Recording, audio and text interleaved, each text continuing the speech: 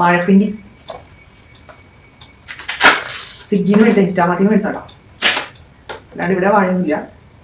2 ദിവസമായി മേടിച്ചിട്ട്. അപ്പോൾ എടുക്കാനുള്ള സമയമൊന്നും കിട്ടിയില്ല.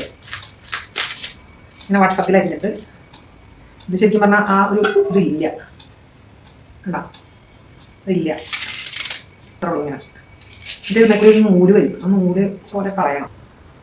അപ്പോൾ എല്ലാം അരിഞ്ഞിട്ടുണ്ട്. അതെ കണ്ടോ.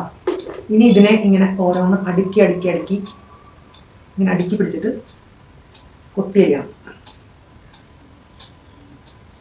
ഇങ്ങനെ കൊത്തി അരിയണം. കൊത്തി അരിഞ്ഞെടുത്തിട്ടാണ് നമുക്ക് തോരൻ വയ്ക്കാൻ പറ്റും. അപ്പോൾ എന്താ അരിഞ്ഞെടുക്കൽ കേട്ടോ. അപ്പം നമ്മൾ അരിഞ്ഞെടുത്ത പിണ്ടി കുക്കറിലേക്ക് ഇട്ട് കൊടുക്കാം കേട്ടോ.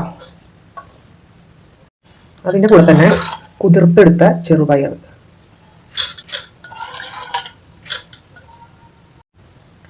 ഒരു ഉപ്പ്, ആവശ്യത്തിന് വെള്ളം. പിണ്ടി ഓൾറെഡി വെള്ളം ആയതുകൊണ്ട് തന്നെ കുറച്ച് വെള്ളം ഒഴിച്ചാൽ മതി. ഒരു 1/4 ടീസ്പൂൺ മഞ്ഞൾപ്പൊടിയും കൂടി ഇട്ട് എന്നെല്ലാം കൂടി മിക്സ് ചെയ്തിട്ട് വേവിച്ചെടുക്കാം കേട്ടോ. 2 വിസിൽ മതി.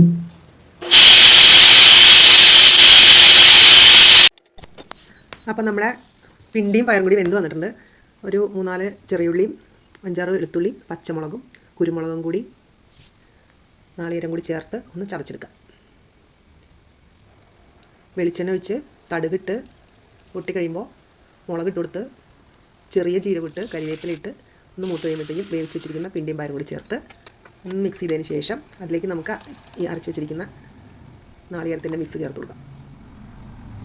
എല്ലാം കൂടി ഒന്ന് മിക്സ് ചെയ്തതിന് ശേഷം ഒരു 2 മിനിറ്റ് ഒന്ന് അടച്ച് വെച്ച് കഴിച്ച് കഴിഞ്ഞാൽ നമ്മുടെ പിണ്ടിയും പയറും തോരൻ റെഡി ആയിട്ടുണ്ടാവും. നല്ല ടേസ്റ്റാണ്, ഹെൽത്തിയാണ്, സൂപ്പറാണ് കേട്ടോ.